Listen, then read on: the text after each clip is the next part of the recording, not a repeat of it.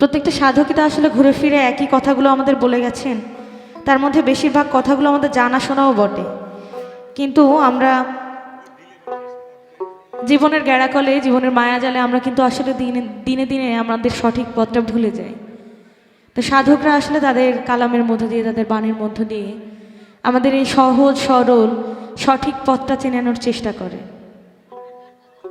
কারণ সাইজি বলছে যে যার আপন খবর আপনার হয় না, একবার আপনারে চিনতে পারলে যাবে অচেনারে চেনা। মানে আমি যদি আমার নিজেকে চিনতে পারি তাহলে আমি আমার স্রষ্টারও সন্ধান পাবো। সাইজি বারবার তাই বলে যাচ্ছে। তো সাইজি নিজেকে চেনার জন্যে, নিজেকে বোঝার জন্যে অনেক অনেক কথা বলে গেছে। তো সেই মতো যে গানটি গাইলাম সেটিও একটি সেই মতো দেহতত্ত্ব গান।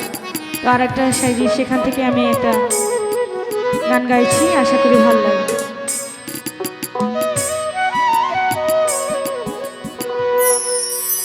সে রূপ দেখবি যদি নিরবধি সরল হয়ে থাক,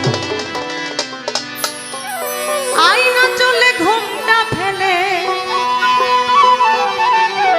আয়না চলে ঘুমটা ফেলে নয়ন ভরে দেয়, ও তুই নয়ন ভরে দেয় সরল হয়ে থাক। মানুষ কথায় কথায় বলে যে আল্লাহ বাচ্চাদের ডাক খুব শোনে। বাচ্চারা যদি খোলসা মনে কোনো কিছু চায় আল্লাহর কাছে, আল্লাহ তা দান করে।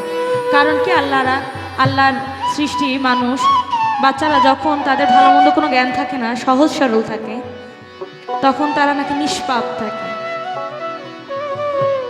আমাদের এই শিশুসুলভ আচরণটা কিন্তু সাধক মানুষদের মধ্যে দেখতে পাবেন আপনারা। মানে তারা সেই সহজ মানুষ, সেই সরল মানুষ, যাকে দিব্য নজরে দেখতে আমার সাইজি বলছেন যে সহজ মানুষ ভোজে দেখ না রে মন দিব্য গানে। তো সেই সহজ, সেই সরল নিজেকেও হতে বলছে। সে রূপ দেখবি যদি নিরবধি সরল হয়ে থাক,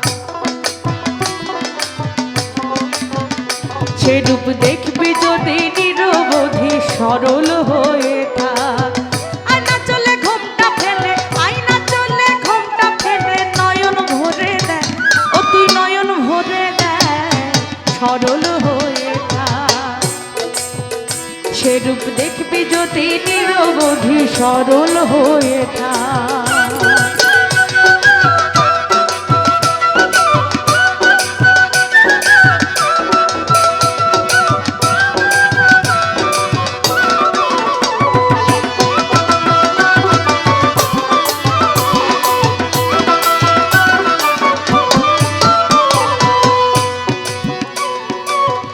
সরল হয়ে যেই তাকাবে অমনি সে রূপ দেখতে পাবে, সরল হয়ে যেই তাকাবে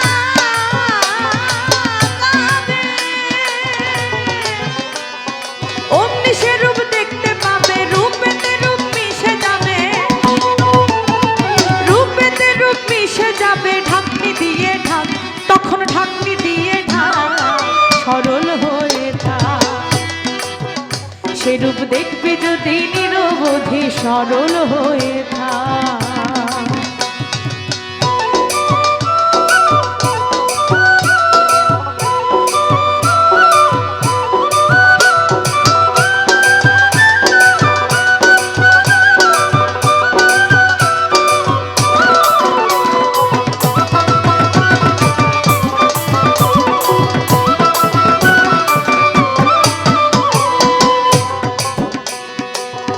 চাতক পাখি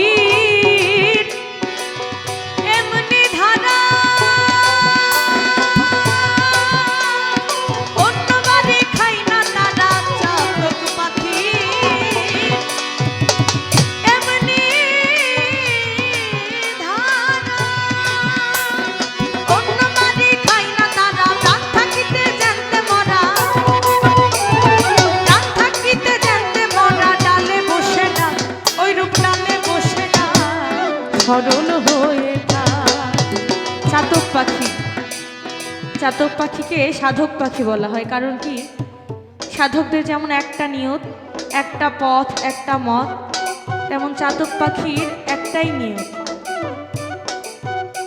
যে সমুদ্রের কাছে থেকেও সে সমুদ্রের, এই বিশাল সমুদ্রের এক ফোঁটা জল গ্রহণ না করে সে চেয়ে থাকে আকাশের দিকে, কখন ওই মেঘের বাড়ি একটু পড়বে সেটা সে গ্রহণ করে নিজের তৃষ্ণা মেটাবে। অনেক সময় পর্যন্ত যদি বৃষ্টি না হয় সে প্রয়োজনে পিপাসায় প্রাণ ত্যাগ করে, তবুও ওই সুবিশাল সমুদ্রের এক ফোঁটা জল সে গ্রহণ করে না তার তৃষ্ণা নিবারণের জন্য। তাই জন্যে সাইজি তার অনেক অনেক কালামের মধ্যে চাতক পাখি উদাহরণ দিয়ে রূপক অর্থে আমাদের বোঝাচ্ছেন যে আমাদের এমন এক নিয়ত, এক পথ, এক মতে চলা উচিত, তবেই তো আমরা সরল হতে পারবো। সরল মানে কি? সোজা। যখন আমি এক নিয়তে চলতে পারবো তখনই তো সহজ সরল হতে পারবো। তাই সাইজি বলছেন চাতক পাখি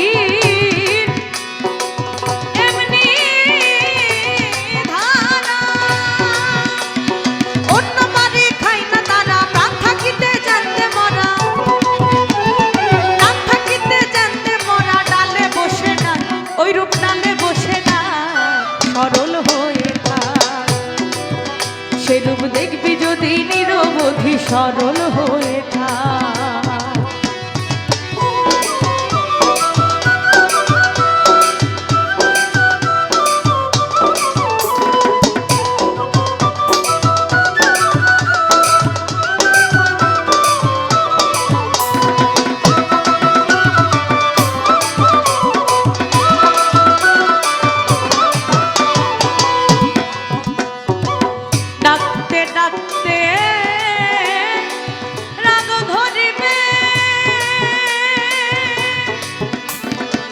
কমল বিকশিত হবে ডাকতে ডাকতে,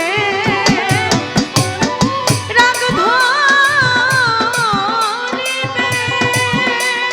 হৃদ কমল বিকশিত হবে, লালন বলে সেই কমলে, লালন বলে সেই কমলে হবে মধুর চাঁদ, ওরে হবে মধুর চাঁদ, সরল হয়ে থাক।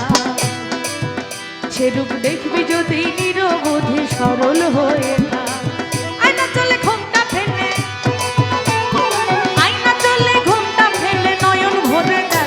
তুই নয়ন ভরে দেখ সরল হয়ে থাক, দেখবি যদি নিরবধি সরল হয়ে থাক। সেরূপ দেখবি যদি নিরবধি সরল হয়ে থাক, সেরূপ দেখবি যদি নিরবধি